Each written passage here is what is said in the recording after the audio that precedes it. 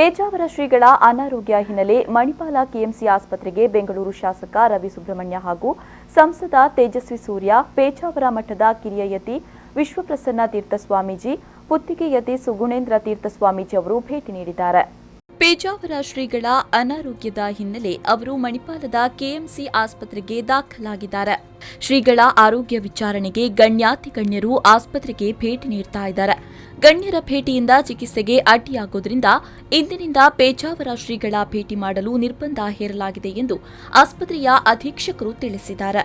ಇನ್ನು ಶ್ರೀಗಳ ದರ್ಶನ ಮಾಡಿ ಬಂದ ಬಳಿಕ ಸಂಸದ ತೇಜಸ್ವಿ ಸೂರ್ಯ ಅವರು ಮಾಧ್ಯಮದೊಂದಿಗೆ ಮಾತನಾಡಿ, ಪೇಜಾವರ ಶ್ರೀಗಳು ಸದ್ಯ ಟ್ರೀಟ್ಮೆಂಟ್ನಲ್ಲಿದ್ದಾರೆ.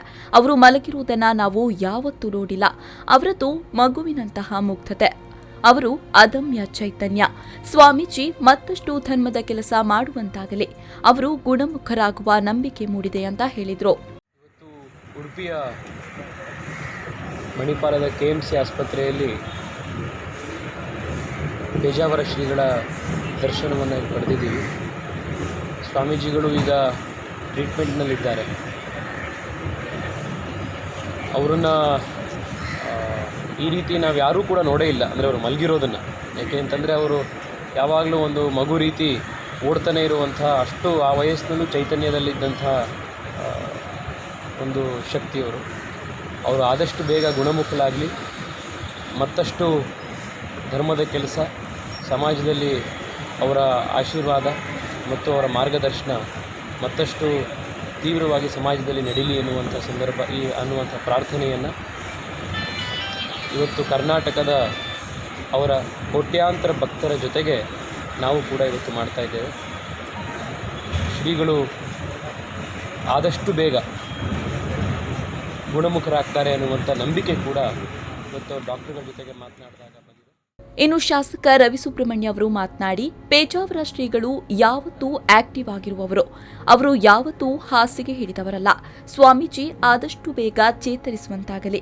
ಶ್ರೀಗಳು ಎಲ್ಲ ಧರ್ಮ ಜಾತಿಗೆ ಬೇಕಾದವರು, ತುಳಿತಕ್ಕೆ ಒಳಗಾದವರ ಪರ ಚಿಂತನೆ ಇರುವ ಸ್ವಾಮೀಜಿ. ಆದಷ್ಟು ಬೇಗ ಮೊದಲಿನಂತೆ ಚಟುವಟಿಕೆಯಲ್ಲಿ ಪಾಲ್ಗೊಳ್ಳಲಿ. ರಾಮಮಂದಿರ ನಿರ್ಮಾಣ ಕಾಲದಲ್ಲಿ ಇರಲಿ, ಅವರು ರಾಮಮಂದಿರ ನೋಡುವಂತಾಗಲಿ ಅಂತ ಹೇಳಿದರು. ಅವರು ಎಲ್ಲರನ್ನೂ ಕೂಡ ಒಂದು ಒಳ್ಳೆಯ ರೀತಿಯಲ್ಲಿ ಸಮಾಜವನ್ನು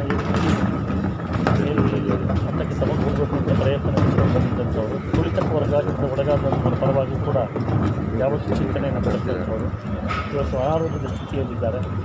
ಆದಷ್ಟು ಬೇಗ ಅವರು ಗುಣಮುಖರಾಗಿ ಬಂದು ಮೊದಲಿನ ಚಟುವಟಿಕೆಯಲ್ಲಿ ಅವರು ಎಲ್ಲರನ್ನೂ ಕೂಡ ಆಶೀರ್ವದಿಸ್ತಾ ಸಮಾಜವನ್ನು ಮತ್ತೆ ಇನ್ನೂ ಎತ್ತರಕ್ಕೆ ತೆಗೆದುಕೊಂಡು ಹೋಗ್ತಕ್ಕಂಥ ಪ್ರಯತ್ನ ಅವರ ಕಡೆಯಿಂದ ನಡೆಯಲಿ. ರಾಮ ಮಂದಿರದ ಒಂದು ನಿರ್ಮಾಣದ ಕಾರ್ಯದಲ್ಲಿ ಅವರು ಬಹಳಷ್ಟು ಆಸಕ್ತಿಯನ್ನು ವಹಿಸಿದ್ರು.